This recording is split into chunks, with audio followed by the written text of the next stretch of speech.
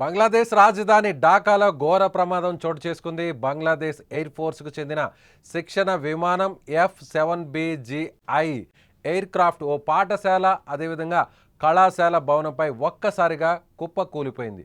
ఈ ప్రమాదంలో మొత్తం 19 మంది ప్రాణాలు కోల్పోగా పలువురికి తీవ్ర గాయాలయ్యాయి. మృతుల్లో 16 మంది విద్యార్థులు ఉండగా 2 టీచర్లు, పైలట్ ఉన్నట్లు సమాచారం. కాగా విమానం కూలిపోవడంతో భారీ పేలుడు సంభవించి పెద్ద ఎత్తున మంటలు చెలరేగినట్లు తెలుస్తోంది.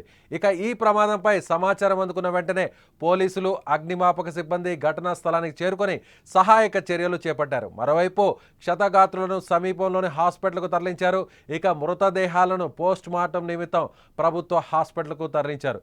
ఈ శిక్షణ విమానం మైల్ స్టోన్ పాఠశాల కళాశాల భవనంపై కుప్పకూలిపోయింది. ఈ ప్రమాదం జరిగిన సమయంలో ఆ పాఠశాల కళాశాల భవనాల్లో పెద్ద ఎత్తున విద్యార్థులు ఉన్నారని తెలుస్తోంది. ఈ ఘటనలో మృతుల సంఖ్య మరింత పెరిగే అవకాశం ఉందని సమాచారం. కాగా ప్రమాదానికి సంబంధించిన వీడియోలు ఇప్పుడు నెట్టింట వైరల్ అవుతున్నాయి.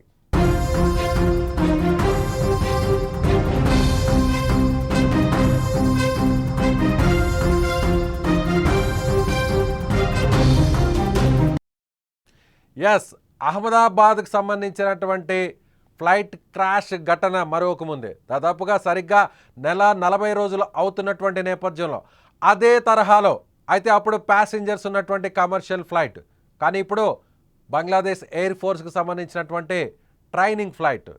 బట్ తేడా ఒకటే, కానీ జరిగిన ఘటన ఇంచుమించు అదే. అక్కడ కూడా అహ్మదాబాద్లో కూడా అక్కడ కూడా టేక్ ఆఫ్ అయినటువంటి కొన్ని నిమిషాల వ్యవధిలోనే ఎయిర్పోర్ట్కు సమీపంలో ఉన్నటువంటి ఒక మెడికల్ కాలేజ్కి సంబంధించిన హాస్టల్ భవనంపై ఎయిర్ ఇండియా ఫ్లైట్ ఒక్కసారిగా కూలిపోయింది. 2 ఇంజన్లు ఫెయిల్ అవడంతో నేరుగా అక్కడ కూలిపోయింది. ఈ ఘటనలో 260 మంది చనిపోయినటువంటి విషయం తెలిసిందే. అయితే ఇప్పుడు సరిగ్గా అలాంటి ఘటనే, సరిగ్గా అదేవిధంగా అభం శుభం తెలియనటువంటి అమాయకుల మీద పడినటువంటి విమానం వల్ల జరిగినటువంటి ప్రమాదం వల్ల దాదాపుగా 19 మంది చనిపోయారు. ఇక్కడ ఆ రోజు ఉన్నటువంటి ఫ్లైట్లో దాదాపు 240 మంది వరకు ప్రయాణికులు ఉన్నారు. అయితే ఈసారి మాత్రం కేవలం 2 పైలట్లు మాత్రమే ఉన్నారు. ప్రస్తుతం అందుతున్నటువంటి సమాచారం ప్రకారం చూస్తే ఒక ట్రైనీ పైలట్ అదేవిధంగా అతనికి శిక్షణనిచ్చేటువంటి పైలట్, 2 మాత్రమే ఫ్లైట్లో ట్రావెల్ చేస్తున్న వాళ్ళు ఉన్నారు.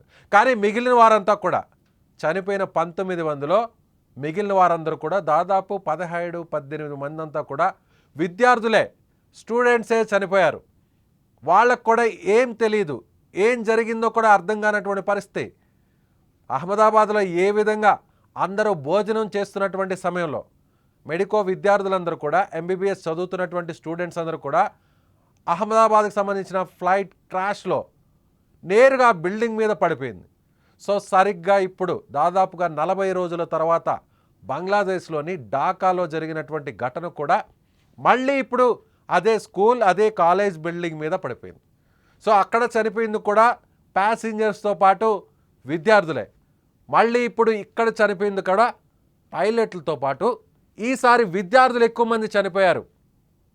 అక్కడ విమానంలో ప్రయాణించేటువంటి వారు, అక్కడ అహ్మదాబాద్లో విమానంలో ప్రయాణించేవారు దాదాపుగా 240 మంది ఉంటే ఆ 240 మంది అంతా కూడా అహ్మదాబాద్ నుంచి లండన్కి వెళ్ళేటువంటి ప్రయాణికులు.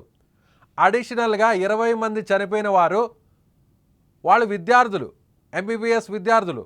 కానీ ఇక్కడ మాత్రం ట్రైనీ ఫ్లైట్లో ట్రైనింగ్ తీసుకునేటువంటి శిక్షణ కోసం ఉపయోగించేటువంటి ఈ ఎయిర్ క్రాఫ్ట్లో ప్రయాణించేది కేవలం 1 లేదా 2 పైలట్లు మాత్రమే.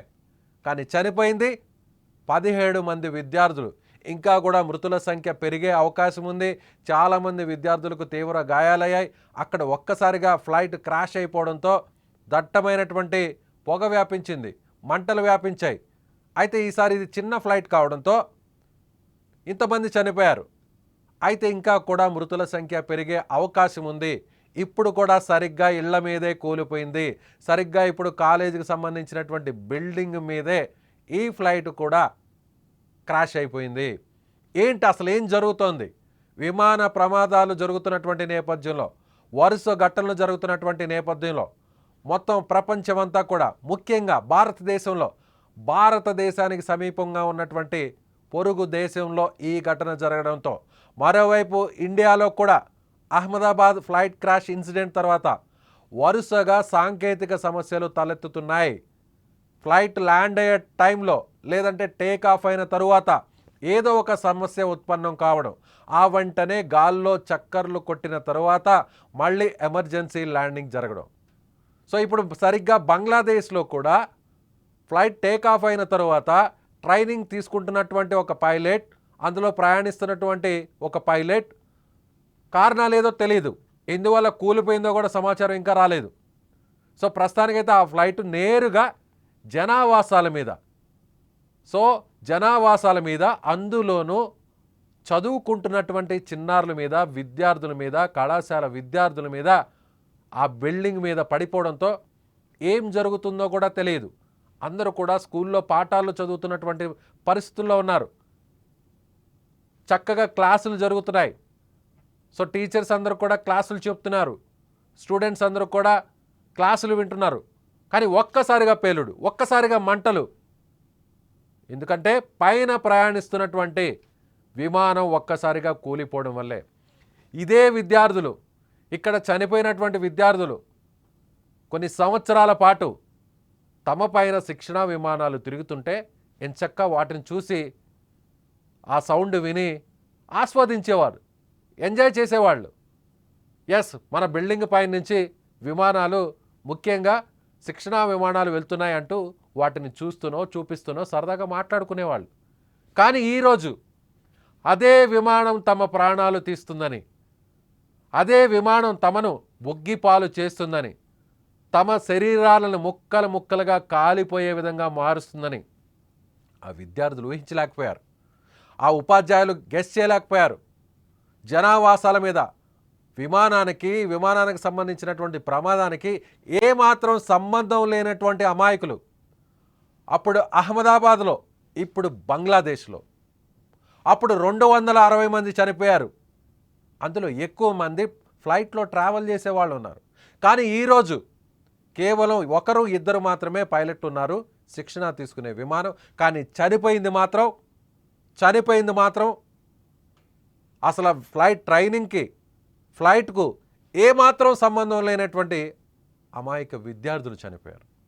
ఏం జరుగుతుంది విమానయాన రంగంలో కావచ్చు, సో దేశం ఏదైనా సరే, అది ఇండియా అయినా బంగ్లాదేశ్ అయినా ఎక్కడైనా సరే. అదేవిధంగా ఇటీవల లండన్లో కూడా సరిగ్గా మరో ఫ్లైట్ ఇదే విధంగా కూలిపోయింది.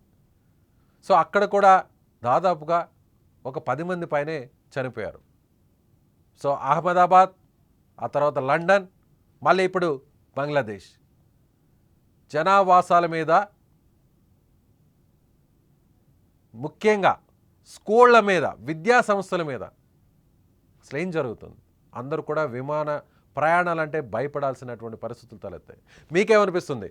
అభం శుభం తెలియనటువంటి అమాయకులు, విద్యార్థులు, ప్రమాదానికి అసలు ఎలాంటి సంబంధం లేనటువంటి వ్యక్తులు ఇలా విమాన ప్రమాదాల్లో చనిపోవడం పట్ల మీరేమనుకుంటున్నారో మీ అభిప్రాయాన్ని కామెంట్ బాక్స్లో తెలియచేయండి.